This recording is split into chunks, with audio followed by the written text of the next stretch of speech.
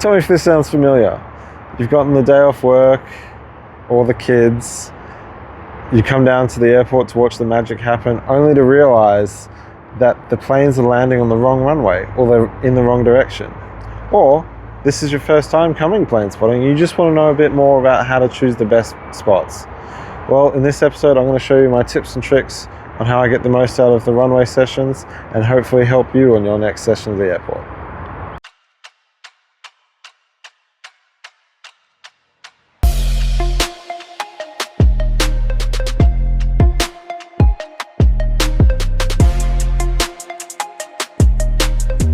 So why do planes take off and land the way that they do? Well, it all comes down to the world's most unpredictable force of nature, and that's wind. Growing up, I'd always assumed that planes had to take off and land with the wind behind them to give them that little bit of extra speed as they're heading down the runway, or a little bit of comfort as they're coming into land. But that opposite couldn't be more true. They need the wind in front of them to help with lift and aerodynamics and other things that I'm not going to bore you with today. But all you need to understand is they need to take off into the wind for the most part. And for the most part is where we're going to dive into today. Now, let's give you an example. My home airport, and the one that I spend 90% of the time at, is Sydney International Airport, or YSSY, or SYD, depending on which code that you want to use to describe where you are. And Sydney is made up of 3 main runways. We have 2 going parallel north and south, and 1 going east to west. Now these runways are assigned a number that you can see on these chart. You can see 16L and 16R, 34L, 34R, and then 25 and 07. Now these numbers are quite easy to understand once you get the basic principle, and it's just simply a compass heading. So 34 is 340, or almost true north. You've got 16, so 160, almost true south. And then 25 and 07, east and west.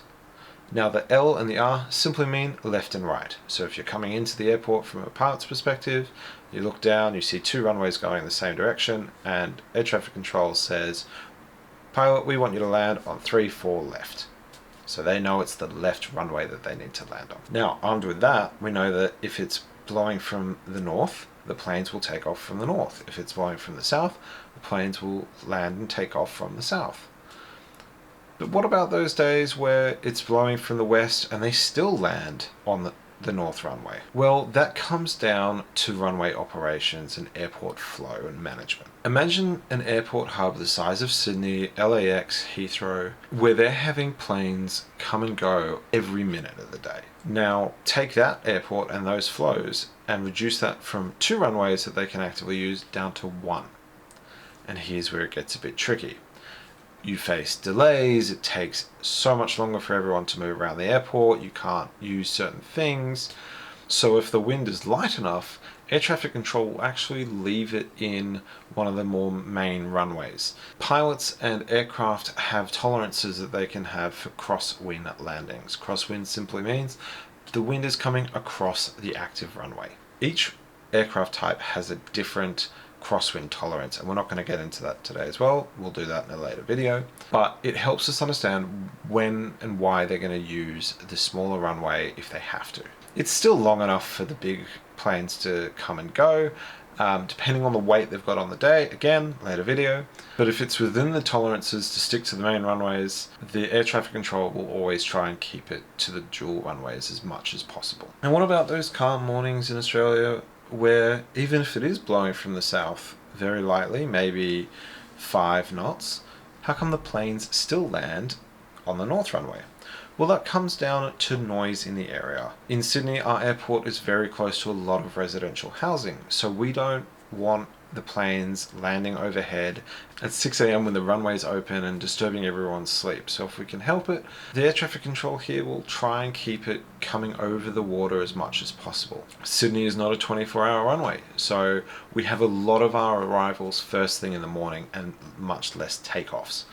So they'll try and have them over the water for as much as possible. Now, armed with that knowledge, let's look at how we actually prep for a day at the airport. First thing I'm going to do is check the wind radars. So In Australia, we have a website called Seabreeze, which has a really good user interface to quickly see which direction the wind is coming from. Tomorrow it looks like it's coming from the south, so it'll most likely be runways 16 left and right. Now I need to work out where the sun's going to be when I'm going to be there. I'm going to probably go in the morning, so the sun will be rising from the east. I want the sun behind me, so I'm not looking directly into the sun as I'm trying to see airplanes coming and going. So I'm going to pick a spot where the sun's behind me and I'm looking at the active runway. Thankfully, Sydney Airport has a pretty cool spotting area, also known as the hot dog stand, that you get to see really good cool arrivals early in the morning, but the sun is behind you. Next, I'll check the local air traffic controllers' plan for the day. So at certain times throughout the day, they'll put out their plan on which runways they're going to keep to. This is made more so for flight planning to help pilots work out their flight route for the morning or the next day. But it's still a really good information source for plane spotters like myself. Now, keep in mind, this is all a plan. You can ask a sailor, a farmer, a pilot, and they'll all say the same thing. Wind is the most unpredictable part of nature that we have, and sometimes it's going to change rapidly. So keep an eye out on your live ATC or your flight radar app to help you with any last minute changes in the day. But don't worry, we'll go through that in the next video. For now, you're all prepped for your day at the runway. Don't forget to like and subscribe to the channel, as I'll be sharing more tips and tricks on how to deal with aircraft, plane spotting, and airports in general. For now, be good, aviators.